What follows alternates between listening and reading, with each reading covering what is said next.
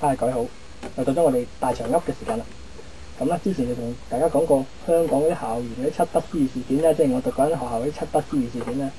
咁既然有香港嘅七不思議事件，咁不如今日想同大家講下啲中國嘅10大不可思議事件。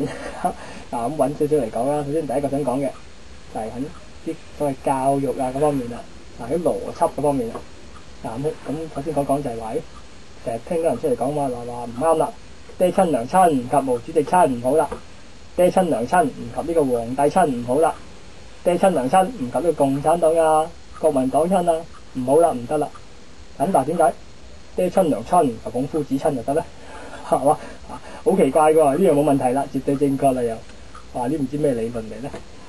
咁仲有就係咧，就係有人出嚟講話要結束一黨專政啦，霸權又唔好啦，一黨獨大又唔好啦，一言堂唔好啦，所謂係嘛？咁所以成日就話叫大陸結束一黨專政啦，係嘛？咁甚至台灣嗰邊都有話有聲音話叫國民黨結束一黨專政啊，唔好一黨專政啦，咁係嘛？一個大晒啦，惡晒玩晒啦咁。咁但係點解咧？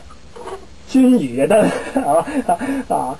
一家專儒，百家之霸，百家獨專儒術。專儒就好地地嘅，冇問題嘅喎。唔係專儒喎，唔係專儒喎，唔係專員喎，係專儒喎。即係全部唔使學，淨學孔夫子學儒家得啦。咁就好地地嘅喎。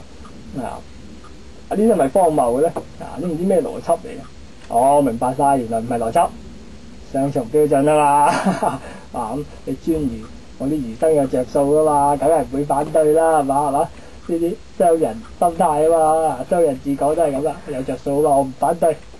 掉翻轉頭咧，其他政權咧一黨專政啊，做大，咁原來影響到我哋儒生地位利益㗎，梗係要出嚟反對啊，大佬係嘛？